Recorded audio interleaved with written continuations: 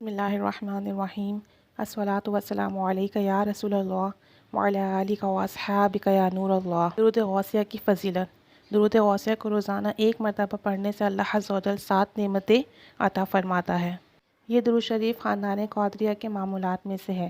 اکثر قادری بزرگ اپنے مریدین کو اس درود پاک کو روزانہ 511 مرتبہ یا 111 مرتبہ پڑھنے کی تلقین کیا کرتے ہیں۔ درود پاک اللہ تعالیٰ کی رحمت کا خزانہ ہے۔ اگر کوئی شخص اس درود پاک کو روزانہ 111 مرتبہ تمام عمر پڑھتا رہے تو اللہ تعالیٰ کی خاص رحمت و کرم ملے گا، اس پر رحمت کے خزانے کھل جائیں گے۔ اس کے علاوہ اگر کوئی شخص روزانہ اس درود پاک کو کم از کم 1 مرتبہ پڑھنے کا معمول بنا لے تو اسے 7 نعمتیں حاصل ہوں گی۔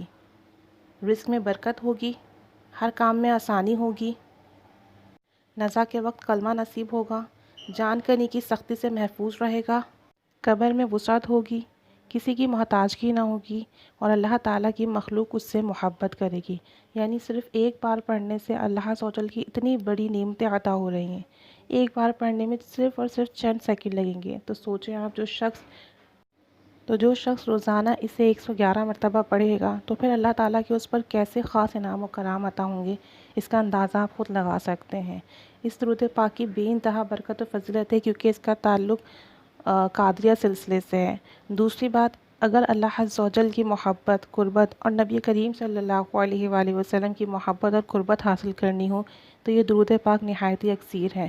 نیز نبی کریم صلی اللہ علیہ وآلہ وسلم کی زیارت کے لیے بھی یہ درود پاک نہایت ہی مجرب ہے۔ درود غوثیہ۔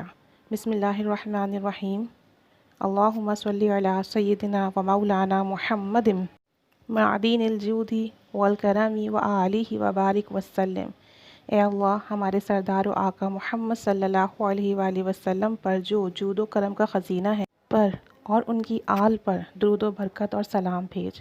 اللہ عز و جل ہمیں توفیق عطا فرمائے کہ ہم اس درود پاک کو روزانہ 1 مرتبہ پڑھنے کا معمول بنا لیں۔ اللہ عز و جل اس کی برکت سے ہمیں وہ 7 انعام عطا فرمائے، جان کنی کی تکلیف سے ہمیں ایمان عطا فرمائے، ہمارا خاتمہ ایمان پر فرمائے، قبر کے عذاب سے محفوظ فرمائے اور ہم پر دین و دنیا کے ہر معاملے میں آسانی عطا فرمائے، آمین۔ بجاہ النبی الامین صلی اللہ تعالی علی محمد صلی اللہ تعالی علیہ وآلہ وسلم۔ جزا اللہ عنا سیدنا مولانا محمد صلی اللہ علیہ وسلم ما هو اہلہ، صلی اللہ علیہ وآلہ وسلم۔